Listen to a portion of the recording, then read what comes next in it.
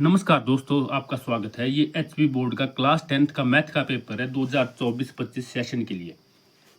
ठीक है, ये आपके लिए इम्पोर्टेंट रहेगा और मार्च 2025 में आपके एग्जाम है, उसके लिए बहुत ही इंपॉर्टेंट है। आपको पता है मॉडल टेस्ट पेपर से बहुत से क्वेश्चन रिपीट होते हैं, लगभग सारे ही क्वेश्चन रिपीट होते हैं। इसमें किसी न किसी सीरीज में जाएंगे। जैसे ABC सीरीज आती है तो कुछ क्वेश्चन ए सीरीज में जाएंगे, इससे कुछ बी में जाएंगे, कुछ सी में जाएंगे। ठीक है, बराबर बराबर क्वेश्चन, तो आपके लिए बहुत इंपॉर्टेंट रहेगा है। और इस बार जो है पैटर्न चेंज हुआ है, उसी नए पैटर्न का ये मॉडल टेस्ट पेपर अपलोड किया है बोर्ड वालों ने। सारे मॉडल टेस्ट पेपर अपलोड किए तो आपने सारे सॉल्व करने हैं। ठीक है, तो मैं पूरा पेपर सॉल्व करूंगा, आपने ध्यान से देखना है, बहुत इंपॉर्टेंट रहेगा है आपके लिए। तो ये जो वीडियो है इस पेपर का जो सोल्यूशन है वो कई वीडियोज में आएगा, एक पार्ट में तो सारा नहीं आ सकता। ठीक है, तो आपने सारी वीडियोज देखनी है। तो फर्स्ट जो क्वेश्चन रहेंगे पहले वो रहेंगे 16 क्वेश्चन MCQ टाइप रहेंगे। ठीक है, जिसमें आपको आंसर चूज करना है ऑप्शन में से। तो स्टार्ट करते हैं। First question, HCF of 17, 23 and 29। 17, 23 और 29 का HCF निकालना है। HCF आपको पता होगा, हाईएस्ट कॉमन फैक्टर। किसी भी नंबर का हाईएस्ट कॉमन फैक्टर क्या होता है? मतलब जिससे वो नंबर, किसी दो नंबर का जो HCF होगा वो ऐसा नंबर होगा जिससे वो दोनों नंबर भाग हो जाएंगे, यानी डिवाइड हो जाएंगे। जैसे 5 और 10 का HCF कितना है? 5 है। तो 5 ऐसा नंबर है कि 5 से वो 5 भी डिवाइड हो जाएगा और 10 भी डिवाइड हो जाएगा। ठीक है, उससे बड़ा कोई नंबर नहीं होगा 5 से बड़ा जिससे ये दोनों नंबर डिवाइड हो जाए। छोटे तो होंगे, हो सकते हैं 5 से, लेकिन बड़ा नहीं हो सकता। तो इसलिए तो इसको क्या बोला जाता है? HCF बोला जाता है। तो यहाँ पे क्या है? 17, 23 और 29। तो HCF इनका क्या है? जब ये प्राइम नंबर है, अभाज्य संख्या है, तो इनका HCF क्या हो जाएगा? एक ही तो होगा। एक सबका फैक्टर होता ही है, कॉमन फैक्टर भी सबका होगा ही होगा। जब कुछ नहीं है कॉमन तो 1 तो होता ही है। ठीक है, तो ऑप्शन नंबर 1 का क्या हो जाएगा? Option number C 1।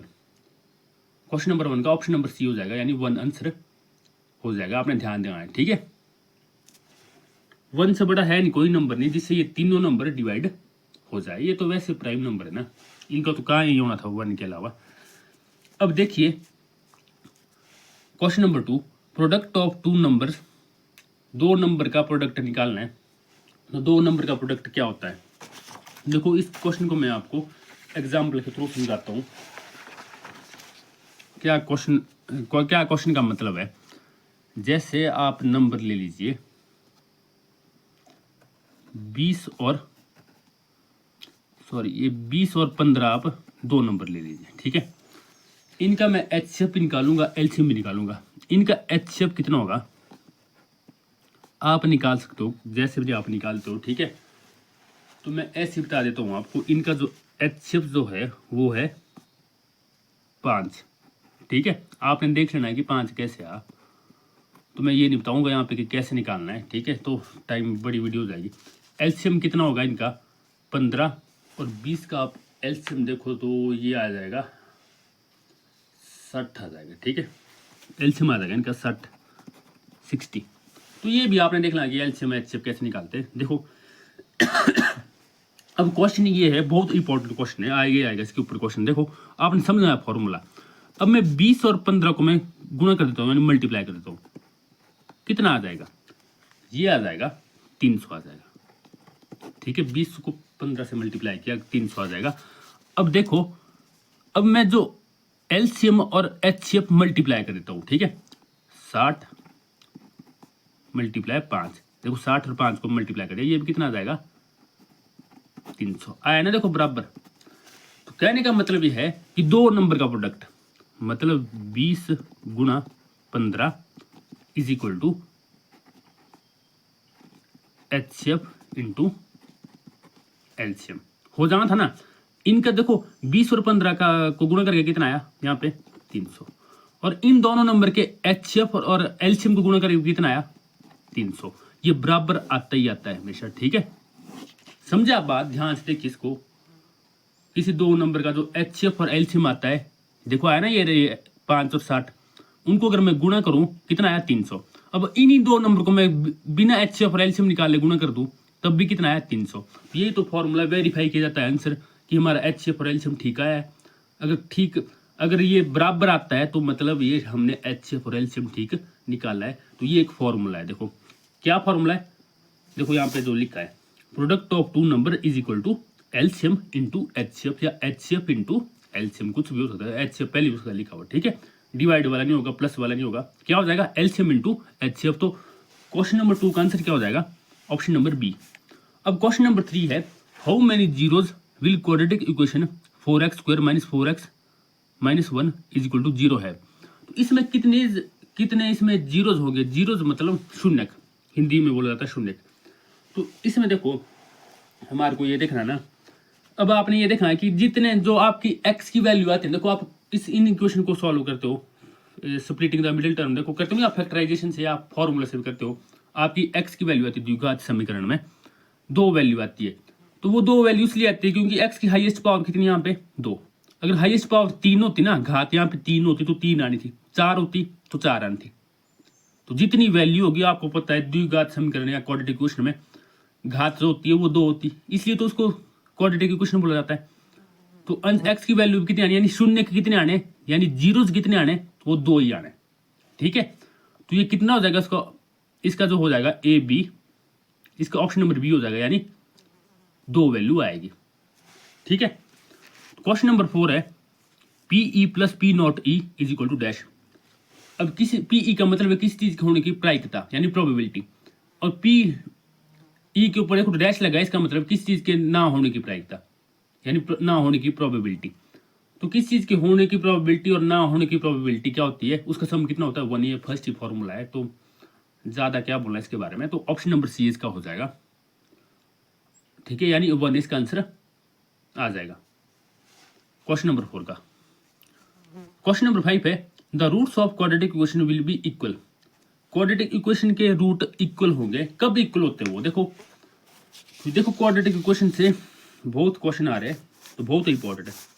तो बेटा इस कॉन्सेप्ट को समझाने के लिए मैं आपको एक एग्जांपल लेता हूँ। ऊपर वाला जो क्वेश्चन था ना, इसी का एग्जांपल लेता हूँ। जैसे ये था 4x² - 4x - 1। इस क्वेश्चन को अगर मैं सॉल्व करूँगा, देखो एक तो देखो स्प्लिटिंग द मिडिल टर्म से भी सॉल्व होता है क्वेश्चन, जिसमें हम ये बनाते हैं, ये फैक्टर से बनाते हैं, मतलब स्प्लिट करते हैं यहाँ पे, ठीक है, और इसको मल्टीप्लाई करते हैं। एक होता है क्वाड्रेटिक फॉर्मूले से। तो क्वाड्रेटिक फॉर्मूले से कैसे करते हैं, देखो जब आप क्वाड्रेटिक फॉर्मूला यूज करते हो x is equal to -b plus -√d वाला जो फॉर्मूला है ना, वो देखो, तो जब आप वो यूज करते हो तो उसके लिए क्या करना पड़ता है, तो आप सबसे पहले d निकालते हो, ठीक है। तो d क्यों निकाला जाता है, d से क्या फायदा होता है, देखो d का फॉर्मूला क्या है d निकालने का, b² - 4ac। तो मैं ये फॉर्मूला लगाऊंगा, तो d निकालो मैं इस क्वेश्चन में। b कितना है, b इसको बोलते हैं x के साथ जो है ना यहाँ पे कितना है -4, तो -4 का स्क्वायर, अच्छा ये c भी यहाँ पे, और -4 a की जगह क्या है, a कितना है ax² होता है ना, देखो जो ये फॉर्म होती है क्वाड्रेटिक इक्वेशन की, तो क्या a की जगह क्या है 4, तो यानी 4 × 4, और c कितना है, c कितना है, यानी कांस्टेंट टर्म है -1, तो ये आ गया -1। तो -4 का स्क्वायर कितना हो गया 16, 4 × 4 16, और 4 × 4 16 हो गया ना, 16 गुना 1 कर लो, यानी 16 × 16 × 1 कर लो, कितना आ जाएगा 1 आ जाएगा, ठीक है। तो 16 + 16 माइनस कितना आया, माइनस कितना हो जाता है प्लस, इसलिए प्लस हो गया, तो कितना आ गया 32। तो d इज इक्वल टू 32। अब देखो 32 0 से बड़ा है ना बेटा, तो d भी क्या हुआ 0 से बड़ा, d 0 से बड़ा आ गया ना। बेटा जब आप d निकालते हो ना, तो 3 कंडीशन आती है, देखो या d 0 से बड़ा आएगा, d 0 से छोटा आएगा, या d 0 के बराबर आएगा, ठीक है। बड़ा कब आएगा, जब आंसर आपका पॉजिटिव में प्लस में, देखो प्लस में आना है तो d 0 से बड़ा है। छोटा कब आएगा, जब d जो वैल्यू आएगी, जो जैसे 32 आया, अगर माइनस में आता तो d 0 से छोटा होना था। या फिर ऐसा हो सकता है कि कुछ भी आंसर ना आए, मतलब 0 आया आंसर, ठीक है। तो अब 3 ही केस आ सकते हैं। जो ये वाला केस है ना, ये हम सॉल्व करते नहीं है, इस केस में हम सॉल्व करते नहीं। अगर मतलब जो वैल्यू है d जो है वो 0 से छोटा आ गया ना, तो हम सॉल्व करते नहीं, क्वेश्चन छोड़ देते हैं, ठीक है। वो बड़ी क्लास में सॉल्व होता है +1 में, लेकिन 10th में क्या होता है कि इससे आगे क्वेश्चन सॉल्व होता नहीं, छोड़ दिया जाता है, ठीक है। ये है जो इसमें कितनी आती है, जो इसमें जो वैल्यू आती है ना, वो 2 वैल्यू आती है x की, और दोनों अलग अलग आती है, डिफरेंट, मतलब एक x की जो आप शून्य निकालते हो ना, वो कितने आएंगे, एक प्लस में आएगा एक माइनस में आएगा। ये फायदा होता है डी से, हमारे को पता लग जाता है भी कैसी वैल्यू आएगी। ठीक है, तो एक प्लस में आएगी, एक मतलब एक अलग अलग आएगी, एक 4 आ सकती है, एक 3 आ सकती है, अलग अलग आ सकती है। ठीक है, इस केस में क्या होता है कि दोनों वैल्यू बराबर आएगी। अगर डी बराबर 0 आया, ऐसा आएगा कि x इज इक्वल टू 4 दोनों वैल्यू 4 ही आई, दोनों केस में 4 ही आ। ठीक है, या ऐसा -4 भी आ सकता है, -3 भी आ सकता है, 3 भी आ सकता है। ठीक है, सेम ही आएगा अगर डी 0 के बराबर है। तो यहाँ पे क्या था, डी जो था वो 0 से बड़ा था। तो इसमें कितनी आनी थी, 2 वैल्यू थी डिफरेंट इस क्वेश्चन में। अगर इसको आप सॉल्व करोगे, देखो ये पहले डी से पता लग जाता है हमारे को कि कैसी वैल्यू आएगी। ठीक है, तो अब देखो ये क्वेश्चन था, जो क्वेश्चन था ये था क्वेश्चन यहाँ पे, the roots of quadratic equation will be equal if, कब होते वो इक्वल, जब जो डी है ना, डी क्या है बेटा, वही नहीं है, d is equal to b square minus 4ac। ठीक है, तो जब बी स्क्वायर माइनस 4ac यानी डी जब 0 के बराबर है तो वैल्यू क्या होती है, इक्वल। ठीक है, बोला ना मैंने आपको कि जब डी जो है यानी बी स्क्वायर माइनस 4ac जो है, अगर ये 0 के बराबर आता है तो वैल्यू दोनों जो आएगी वो इक्वल वैल्यू आएगी। इसमें डिफरेंट आएगी ऊपर, इसमें आएगी नहीं, कुछ नहीं, मतलब सॉल्व भी करेंगे उसके बाद एक्स की वैल्यू। ठीक है ना, तो ये है बेटा आपका। तो क्या हो जाना था, ऑप्शन नंबर बी हो जाना था, 500 का option number B. Question number 6 है, the next term in the AP -5 -1 और 3। तो इसी एपी से यानी एपी से क्वेश्चन आया है, तो आपको पता है इसमें देखो -5 है, -5 के बाद क्या आया, -1। फिर आप देखो इसमें ये देख लो ना, नंबर ही देख लो, -5 था, -1 था, फिर 3 है, फिर डॉट लगा सकते हो आप। देखो अब -5 के बाद क्या है, -1। आप देख सकते हो बेटा 4 का गैप है, इसमें घट रहे, इसमें नंबर घटने सॉरी बढ़ रहे, इसमें आगे को जा रहे नंबर। देखो -5 था ना, -5 के बाद -1, फिर 3, माइनस से पॉजिटिव में आ गया, तो मतलब बढ़ रहे नंबर। तो देखो एक्चुअल में हमारे को डी, आप इसमें डी भी निकाल सकते हो। वैसे तो पता लग रहा है मेरे को कि 4 का गैप है, तो 3 के बाद क्या आएगा, 7 ही नहीं आएगा। ठीक है, अगर आपने करना है थोड़ा सिस्टम से, तो देखो कैसे करोगे आप, डी निकाल सकते हो आप, A2 माइनस A1 ये होता है डी, या A3 माइनस A2 ये भी कर सकते हो। तो -1 -5। ठीक है, तो क्या आ जाएगा, देखो डी होता है ना A2 माइनस A1, तो उसका माइनस है, 1 5 के साथ खुद है माइनस, तो ये हो गया माइनस माइनस प्लस। तो 5 माइनस 1 कितना आया, 4, किसका आया, प्लस का। तो डी कितना है, 4, ये डी है 4। तो देखो 3, देखो अगर मैंने एक टर्म मेरी 2 है, डी मेरा 3 है, देखो मान लो ये देख लो आप, एपी को ये है 2 है, 5 है, फिर 8 है, आपको पता लगेगा कि डी किसमें कितना है, 3 है। तो चौथी टर्म क्या होगी, 8 प्लस 3 11। पांचवी टर्म क्या होगी, 11 प्लस डी 14। छठी टर्म क्या होगी, 14 प्लस 3 यानी 14 प्लस डी 17। तो डी प्लस कर करके आप नेक्स्ट टर्म निकाल सकते हो। तो 3 प्लस डी, डी कितना है 4 है ना, देखो डी प्लस का, तो 3 + 4 कितना आ जाएगा, 7। ये यहाँ पे तो ऐसे पता लग रहा था कि 7 ही आएगी। तो क्या आ जाएगा इसमें आ जाएगा ये 7 आ जाएगा यहाँ पे। ठीक है, option number B. Next term पूछती ना, तो क्वेश्चन नंबर 7 है, in trigonometric identity 1 + tangent square theta. तो इसमें मेरे को ये निकालना है कि 1 + टेंजेंट स्क्वायर थीटा किसके इक्वल होता है। तो ये 1 + टेंजेंट स्क्वायर थीटा जो है ये किसके इक्वल होता है, सेक स्क्वायर थीटा। तो बेटा 3-4 तो फॉर्मूले कुल ट्रिग्नोमेट्री में, तो वो तो आपको याद करने ही पड़ेंगे, इसमें कुछ नहीं समझाऊंगा, आप फॉर्मूला याद कर लीजिए, एक ना एक फॉर्मूला पूछेंगे आपसे। ठीक है, इसमें है नहीं कुछ नहीं समझाने का फॉर्मूले में, ये तो याद ही करना पड़ेगा आपको। नेक्स्ट है question number 8, according to Pythagoras theorem 8 का स्क्वायर प्लस 15 का स्क्वायर कितना होता है। 8 का स्क्वायर होता है बेटा 8 × 8 कर लो आप, 8 × 8 कर लो 64, 15 × 15 यानी 15 × 15 कर लो 225। तो 225 प्लस 64 कर लो आप, कितना आएगा 289 आएगा। 289 का जब आप अंडरूट निकालोगे ना, वो किसका स्क्वायर होता है, देखो ऐसे कर ही लेता हूँ यहाँ पे। एक था 8 का स्क्वायर, एक था क्या था दूसरा, ये था 15। 8 का स्क्वायर होगा 64, 15 का स्क्वायर होगा 225, कितना आया, ये आया 289। अब 289 का आप जब अंडूट निकालोगे ना, ठीक है, तो 289 का जब अंडूट निकालोगे तो कितना आएगा है? ये किस से जाता है बेटा? 70 से जाता है, ये याद रखना पड़ेगा क्योंकि प्राइम नंबर का स्क्वायर है ये। 17 से जाता है, 17 जा 289, ये याद रखना है अपने हमेशा, ठीक है।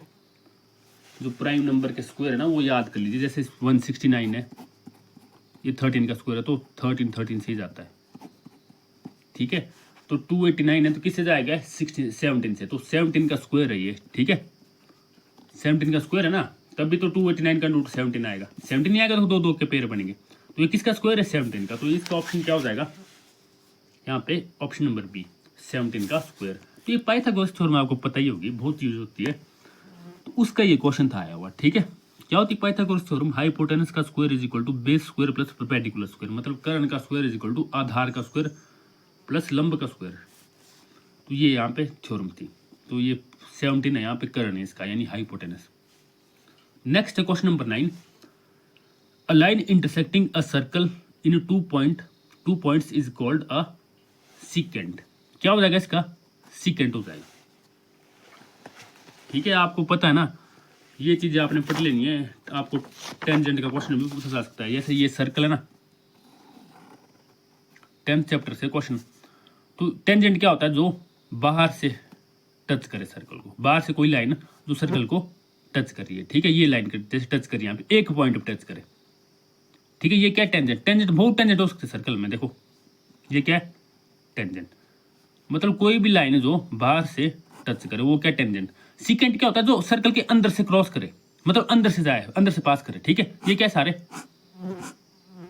ये सीकेंट है, ठीक है। तो आप देखो, जो टेंजेंट है यानी जो स्पर्श रेखा बोलते हैं जिसको हिंदी में, वो क्या करती है? ओनली टच करती है सर्कल को बाहर से, वो अंदर से जाती है, ठीक है।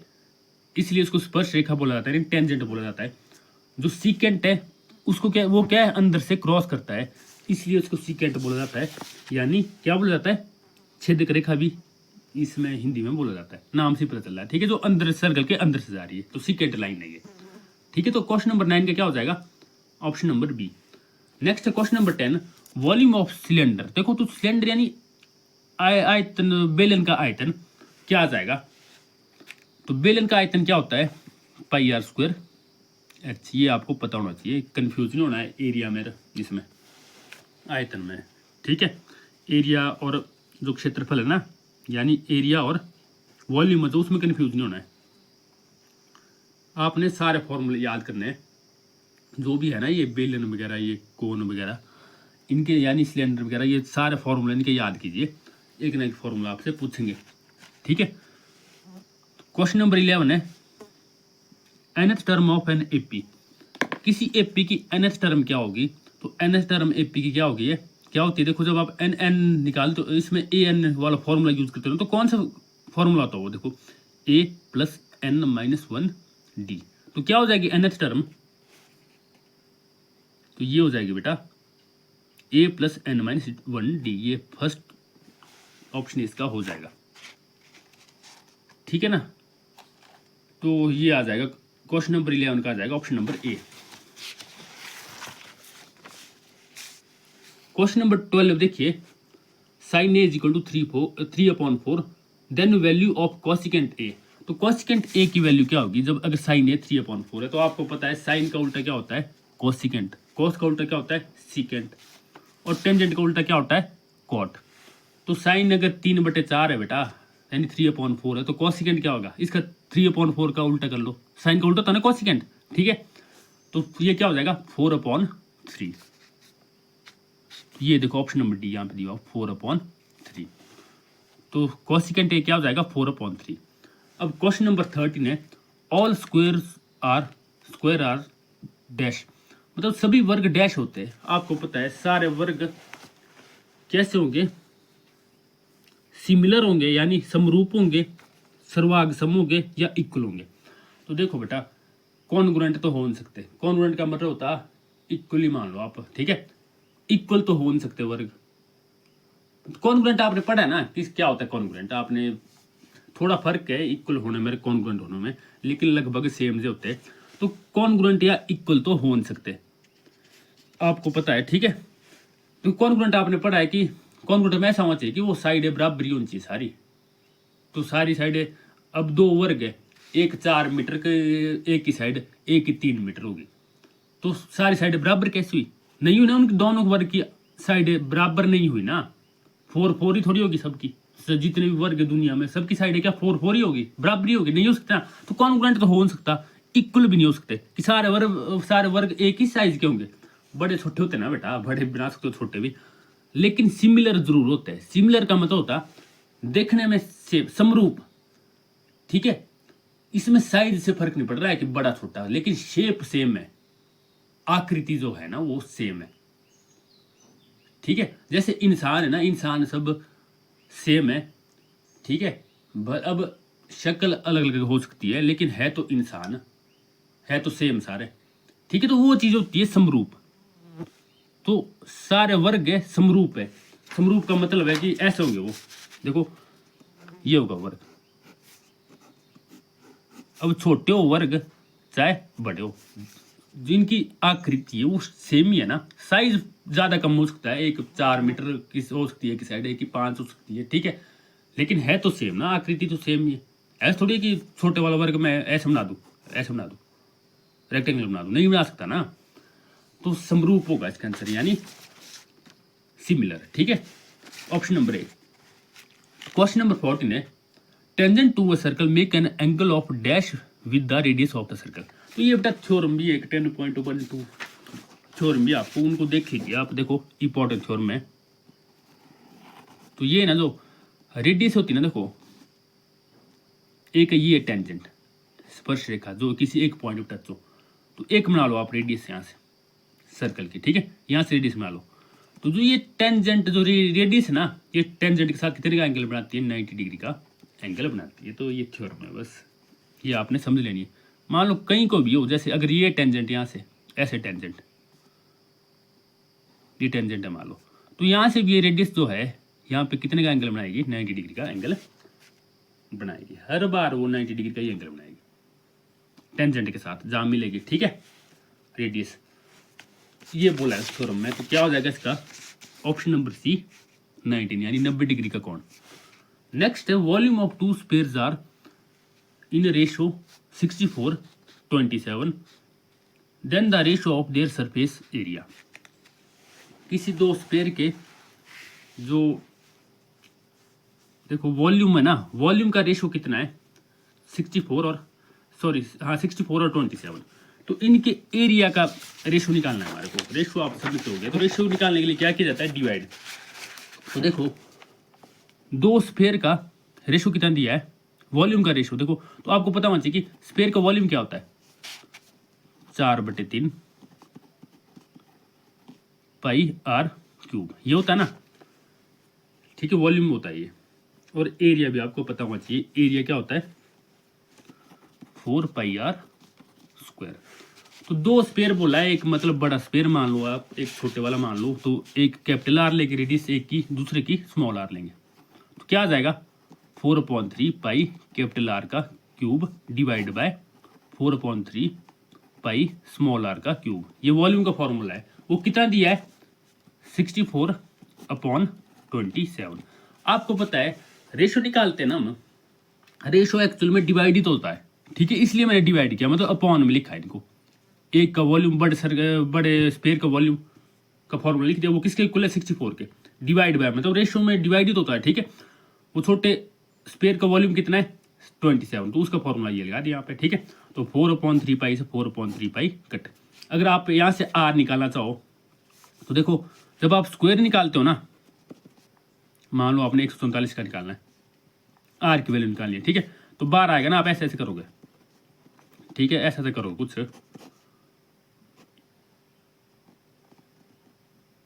यार, यहाँ पे ना कितना आएगा देखो, 72 आएगा। तो उसके बाद आप ये 36 ऐसे ऐसे करोगे तो दो दो के पेड़ बनते हैं।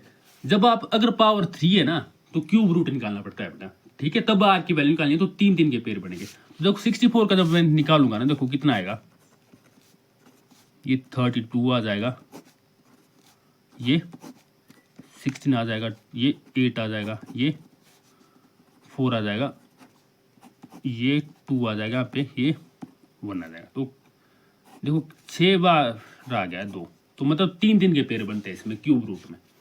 तो 1 2 इससे आ गया, 1 2 इससे आ गया, तो आर कितना आया, आर की वैल्यू आई 4। कैपिटल आर कितना आया 4। स्मॉल आर कितना आएगा, ये देख लो आप ऐसे, 3 गुणा 3 गुणा 3 कितना हो गया 27। मतलब 27 के क्या बने क्यूब रूट में, 3 बार आएगा 3, तो 3 का पेयर बनता है ना, तो कितना आएगी, आर की वैल्यू कितनी आई, स्मॉल आर की वैल्यू 3। तो कैपिटल आर भी आ गया, स्मॉल आर भी आ गया। अब इनका एरिया का रेशो निकालते हैं। तो एरिया का रेशो निकालने के लिए क्या करना पड़ेगा, इनको वही फॉर्मूला डिवाइड करना पड़ेगा, लेकिन अब एरिया का फॉर्मूला से डिवाइड करेंगे। देखो 4 पाई कैपिटल आर का स्क्वायर और 4 पाई स्मॉल आर का स्क्वायर। तो 4 पाई से 4 पाई कैंसिल, कैपिटल आर का स्क्वायर यानी 4 का स्क्वायर कितना हुआ, 4 का स्क्वायर, और ये 3 का स्क्वायर। 4 का स्क्वायर कितना हुआ, 4 गुणा 4 कितना होता है 16, और 3 गुणा 3 9। ठीक है ना बेटा। तो हमारे को किसका रेशो निकालना था, किसका अनुपात निकालना था, इनके एरिया का अनुपात, मतलब इनके क्षेत्रफल का अनुपात। इन्होंने क्या दिया था हमारे को कि वॉल्यूम का जो अनुपात था, मतलब जो आयतन का अनुपात का रेशो दिया था इन्होंने, ये ऊपर हमारे को किसका निकालना था, एरिया के अनुपात का रेशो, यानी जो क्षेत्रफल के जो अनुपात है, एरिया के अनुपात निकालना था हमारे को। ठीक है,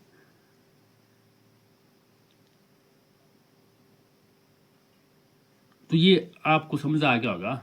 तो कितना आ जाएगा इसका आंसर, जो क्षेत्रफल का जो दोनों स्पेयर के जो क्षेत्रफल का जो अनुपात है, यानी एरिया का जो रेशो है, वो कितना है 16/9। तो 16/9 इसमें होना चाहिए, ऑप्शन नंबर बी। ठीक है, तो क्वेश्चन नंबर 16 है, sum of zeros in the polynomial 5y² - 14y + 8।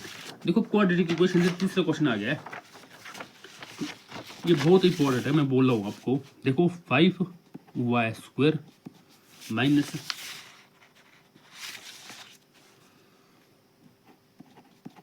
14y + 8। तो ये देखो क्वाड्रेटिक इक्वेशन है। आपको एक बात पता होगी, जब आप क्वाड्रेटिक इक्वेशन सॉल्व करते हो, देखो 2.1 या 2 में है किसमें क्वेश्चन, उसमें चेक करने को बोला जाता है कि जो आपके वैल्यू निकालनी है, एक्स की 2 वैल्यू, वो सही है या नहीं है। ठीक है, तो वो कैसे पता करते हैं हम, तो एक इसमें सम ऑफ जीरोज लेते हैं, यानी शून्य का योग, जो एक्स की वैल्यू आती है ना उनको बोलते जीरोज, मतलब उनका सम लेते हैं, और एक प्रोडक्ट ऑफ जीरोज होता है। ठीक है, तो यहाँ पे सम ऑफ जीरोज वाला क्वेश्चन है, मैं वही डिस्कस करूंगा। तो सम ऑफ जीरोज क्या होता है, किसी 2 नंबर का क्या होता है, minus coefficient of x divide by coefficient of, दोनों में लिखते हो हिंदी में लिखते हो, माइनस एक्स का गुणांक मतलब कोएफिशिएंट, और एक्स स्क्वायर का गुणांक। तो देखो x की जगह बेटा y है यहाँ पे, तो इसमें घबराना नहीं है। ठीक है, तो क्या फॉर्मूला है वो, माइनस कोएफिशिएंट ऑफ x, यानी कोएफिशिएंट क्या होता है, यानी गुणांक क्या होता है, जो उस नंबर से मल्टीप्लाई हो रहा है। देखो x की जगह y है ना, तो इस y से क्या है, y का गुणांक क्या है, y का कोएफिशिएंट क्या है, y का कोएफिशिएंट है 14, -14 है ना, तो ये आ जाएगा -14। और बार क्या है, एक माइनस खुद है, इस फॉर्मूला का माइनस है खुद है, तो एक फॉर्मूला का माइनस, एक इस 14 का खुद का माइनस है। ठीक है, डिवाइड बाय, अब बेटा 14 प्लस वाला हुआ था ना, तब ले जाना था ये माइनस यहाँ पे, तब एक ही माइनस आना था ये फॉर्मूले वाला है। ठीक है, तो इसलिए ये 2 माइनस लगे, इससे ये देख लेना है आपने।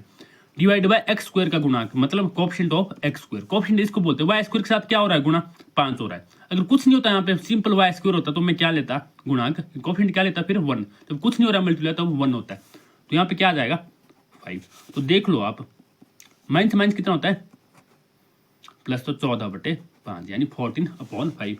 तो बेटा जो मेरे इनसे क्वाड्रेटिक इक्वेशन को सॉल्व करने को नहीं बोला है, हमारे को ये फॉर्मूला बताने को बोला था, इस फॉर्मूले के थ्रू हमारे को ये आंसर बताने को बोला था कि क्या होता है, सम ऑफ जीरोस क्या होता है।